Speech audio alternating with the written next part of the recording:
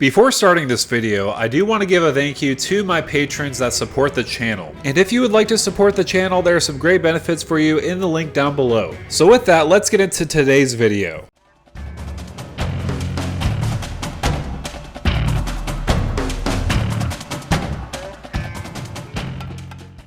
What's going on YouTube? This is Devin coming back at you with another video today on PubStomp MTG. So today we're going to be looking at Narset Enlightened Exile. So this is a Jeskai commander. It does have some great abilities. So she does read, creatures you control have prowess, so that does include herself. Whenever Narset Enlightened Exile attacks, exile target non-creature, non-land card with mana value less than Narset's power from a graveyard and copy it. You may cast the copy without paying its mana cost. So I do like what's going on with Narset, especially giving your team prowess. If you do also have a non-creature, non-land card in the graveyard, you could also cast it as well to trigger prowess during combat, so that's pretty powerful. So normally Jeskai is all about spell slinging, and we do get a little bit of a spell slinging sub-theme, but what I really want to focus on is prowess and having a lot of creatures on the board. Giving prowess to all our creatures is huge, especially pumping them up each time we cast a non-creature spell. So this will be a little bit of a go wide theme in this deck. So the first card I thought about, and honestly is a great mention, is Monastery Mentor. So it does have prowess, and on top of that, whenever you cast a non-creature spell, you create a 1/1 white monk creature token with prowess. Also a little side note with creatures with prowess, if you do have Narset on the battlefield, they'll have that ability twice, so they will have prowess,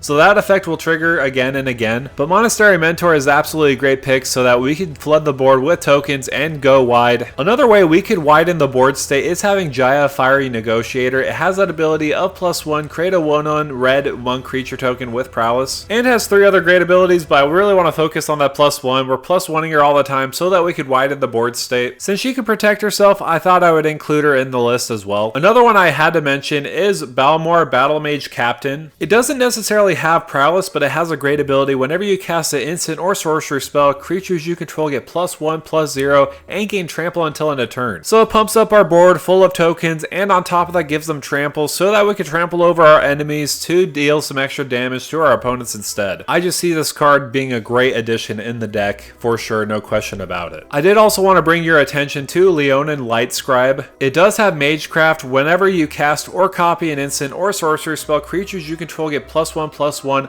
until end of turn. So again, another way to buff itself, and on top of that our team as well. We want to make sure our team is huge so that we could swing in for victory. Since we are playing a lot of non-creature spells, we might as well benefit from them as well. Instead of pumping our team, we might as well get some creatures out of them, like having Shark Typhoon on the battlefield. A long time ago, I played Standard and I loved playing Control. This was one of my win cons in the deck, having Shark Typhoon, because when you're playing Control, you're playing a lot of non-creature spells to control the board, and when you do, you get a benefit of making a Shark token with this card. But if you don't have the mana to spend for it, it does also have Cycling. Plus on top of that, the Sharks you do make will have Flying on top of that, so they're great evasive flyers that will swing in for damage. With a similar card, we do have Chrome Host Seed Shark for 3 mana. It does have a huge butt of 2/4, and it does have flying. Whenever you cast a non-creature spell, you incubate X, where X is that spell's mana value. I do think Shark Typhoon is a little better than Chrome Host Seed Shark, but this is a great include, mainly because we can make tokens, and when we want to flip them into Phyrexian artifact creatures, we can when we need to. I also did want to mention Third Path Iconoclast.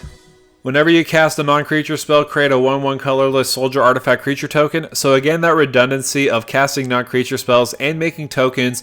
Narset will give them all prowess so that we can swing in with a wide but tall army. So this card is just to give more redundancy of going wide. Speaking of redundancy, we also do have Manaform Hellkite. For 4 mana, flying, whenever you cast a non-creature spell, you create a XX Red Dragon Illusion creature token with flying and haste, where X is the amount of mana spent to cast that spell. Exile that token at the beginning of the next end step. So I could see this scenario happening where you cast a Brainstorm, for example, you make a dragon, and then that dragon does have prowess, and then you cast another non-creature spell to pump up that other dragon and make another dragon on top of that before combat. Then you could swing in for a lot of damage. We could also double the triggers of our prowess ability with Veyran Voice of Duality. It does have Magecraft itself. Whenever you cast or copy an instant or sorcery spell, it gets +1/+1 until end of turn and if you cast or copying an instant or sorcery spell causes a triggered ability of a permanent you control to trigger, that ability triggers an additional time. So that does include the ability of Prowess because you're casting a non-creature spell, so that will trigger twice. So Veyran is an absolute include for sure. So you're probably thinking to yourself, what kind of instant or sorcery spells do I want to have in the graveyard so that we could get some extra value? If Narset is powerful enough, extra combats is definitely the way to go, but we do also have another creature that will gain us extra combats like Aurelia the War Leader. So it does have Flying Vigilance and Haste. Whenever she attacks for the first time each turn, untap all creatures you control. After this phase, there's an additional combat phase. For long-term value, she will be great because we'll get some extra combats. Narset will trigger twice, so each combat you will get an extra non-creature spell from the graveyard to the battlefield so that we could again trigger our army to be bigger so that we could swing in for more damage. With our extra combat spells, we definitely want to make sure they're instant or sorcery spells, mainly so that we could reuse them later from the graveyard. So for example, like round 2 or Seize the Day, I personally like Arcane, so I thought I'd add this art in there. Say for example, with round 2 or Seize the Day, Narset is on the battlefield, she already swung, we could cast round 2 or Seize the Day to untap Narset to swing again, and then with her triggered ability, we could then exile round 2 or Seize the Day, casting another copy of it so that we could get additional combat. So I do like the idea of extra combats, mainly because some of them are 4 CMC like Relentless Assault. Other versions of extra turns are more like 7 to 5 mana, so it's kind of harder to get that trigger compared to these ones. Plus, I know a lot of people don't like playing against extra turns, so there's that. However, that's going to do it for me, guys. Thank you guys so much for coming by and watching this video with Narset Enlightened Exile. The deck list is down below in the description if you do want to go check it out. She's definitely going to be a powerhouse in EDH, specifically being in 3 different colors. She could optimally be a CDH commander, but I decided to power down her and making her more of a go wide strategy so that we could abuse that Prowess ability, giving your creatures Prowess. Usually the decks I do make on the video are typically high power to CDH decks. Sometimes I'll make some casual decks. I know a lot of people were looking for Narset to be a CDH commander, but I wanted to power her down again to make a go wide strategy because we don't really see that in Jeskai too much. So let me know down below in the comments, how are you building Narset? Are you making her as competitive as you can, or are you making her pretty casual? Again, let me know down below in the comments.